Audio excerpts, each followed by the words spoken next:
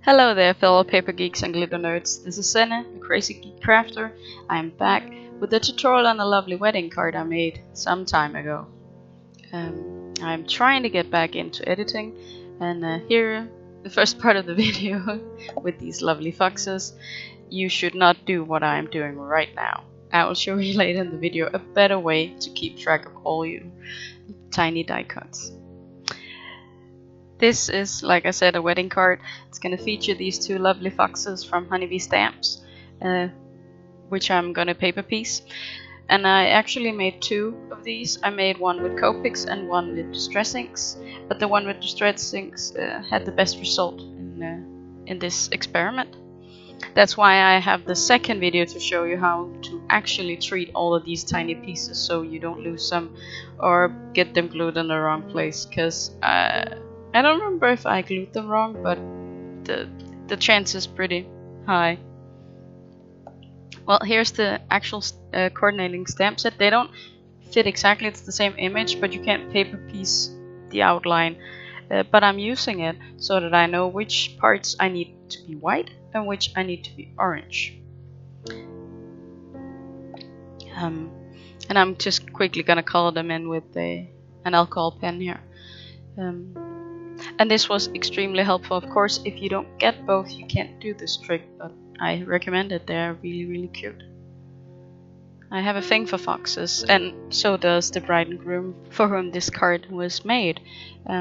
We all know each other through a publishing firm who has a fox as their logo.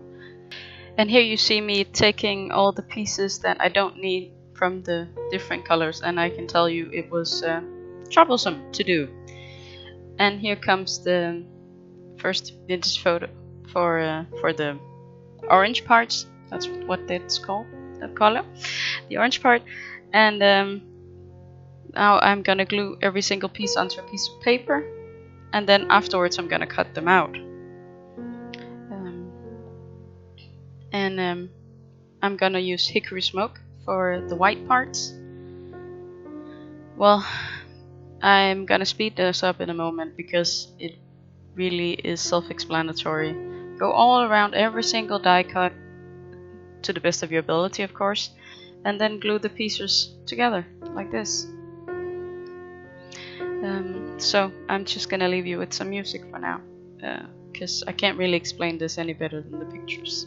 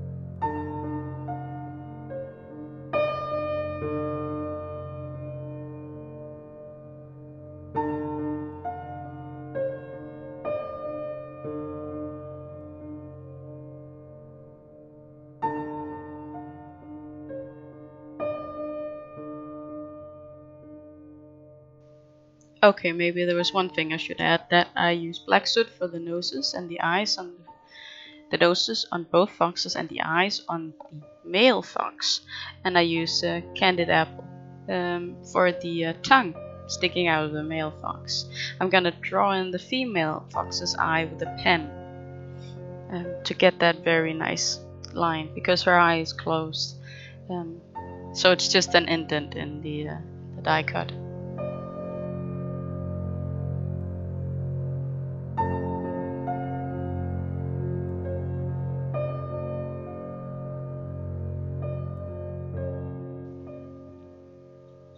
Now we talked about how you should actually do this thing with all these tiny pieces. Now this here is a full stick post-it note, and I am putting every single orange piece from this die cut on this post-it note in its place so that I know where it's going.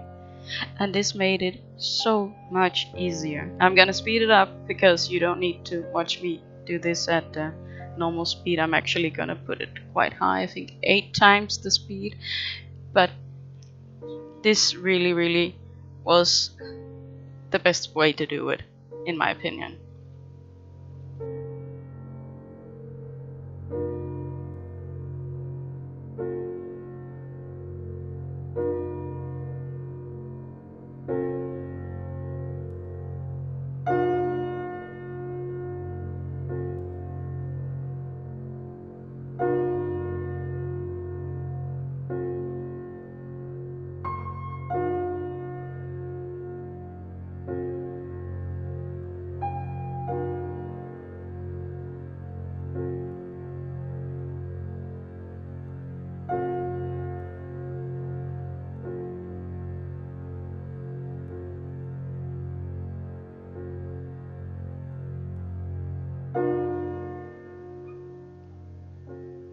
So here you see me cutting out the fox.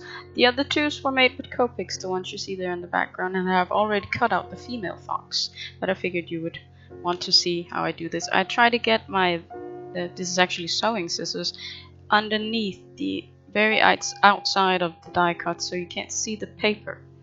The others on the squares, I actually put full coverage of adhesive all over that piece of cardstock, and it didn't work very well. So what to say, don't do it. It's too hard to cut out afterwards, and the paper here bends so easily, so it's easy to get underneath, whereas cardstock is just troublesome. Don't do it. This is the background to the main panel on the card. It's from a paper pack I bought years and years ago in a local supermarket called Aldi. And this is actually also the pattern paper I used to make the roof on the church I gave them alongside this card, so it matches. And this here is a piece of Bristol paper. It'll be the main panel where I'm gonna ink blend a bit for the background for the foxes.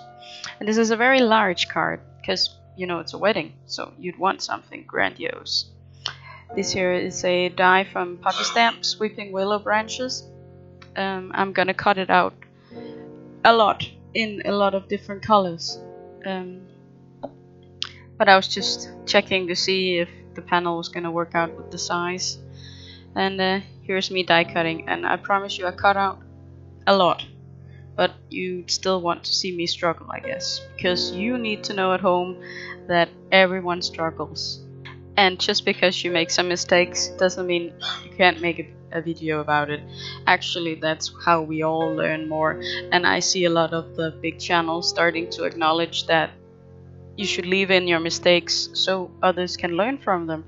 And maybe even you can show people how to fix things that you accidentally ruin. Of course, some things are irreversible, but mostly you can salvage what you've been working on. Now here I'm playing around with the branches. I cut some apart, and I think it helped to balance it, because when I die cut a piece of paper, I feel like there's one side that's prettier than the other. I don't know if I'm alone in this, but I don't like to turn it around, so I just cut them apart so I could mix and match. and I added a darker green color for some more contrast and depth. And what am I doing now? Oh yes, I'm taking all of my cuts and I'm gonna mix them on this piece of paper instead of mixing them on the white paper, which will probably get pretty dirty if I fiddle around it with it too much. So I do believe I cut out the worst of this process as well. I do believe I spent an entire day making this card. At least I know I had was it 2 hours of footage at least, and now we're down to 14 minutes, so that's something. Well, now I took the block of leaves and I glued on the top, so the rest of, or most of them, are loose underneath, so I can fiddle around with where exactly I want the foxes. I was just cleaning the edge on top there, so that it's perfectly flush. Now I should have done this part before I glued on the leaves, that's for sure. This is me inking up this. I think that, yeah, we're starting out with the sky, and this is my homemade stencil, the cloud stencil, and I have to figure out a way to keep the leaves out of my way. But it, I promise you, it worked in the end. But I should have done this before I glued on the leaves. I was just so very focused on all those little parts. And it is a minor detail, but it gives something to the card, don't you think? There's nothing you can't solve with a whole lot of masking tape. Am I right?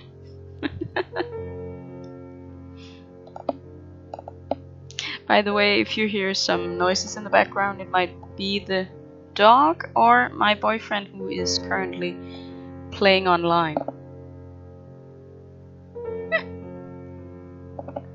He may be yelling sometimes. And here are the foxes. I use a Grassy Hills border, or I do use the same one but twice, for the foxes to have a place to sit.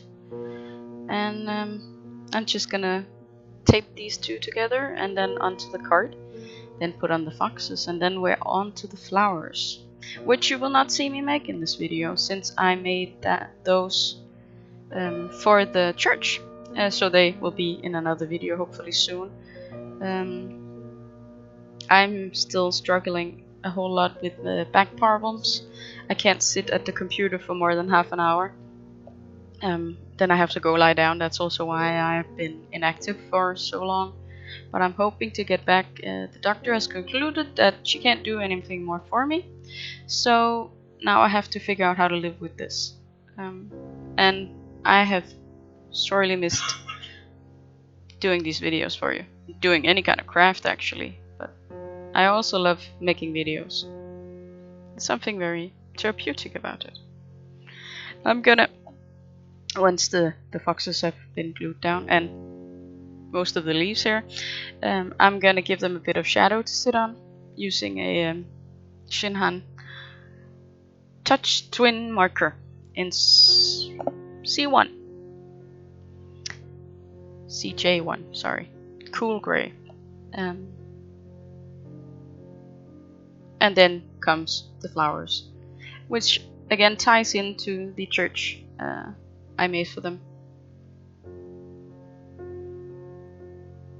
And I'm having trouble with my glue, as always. You all know it.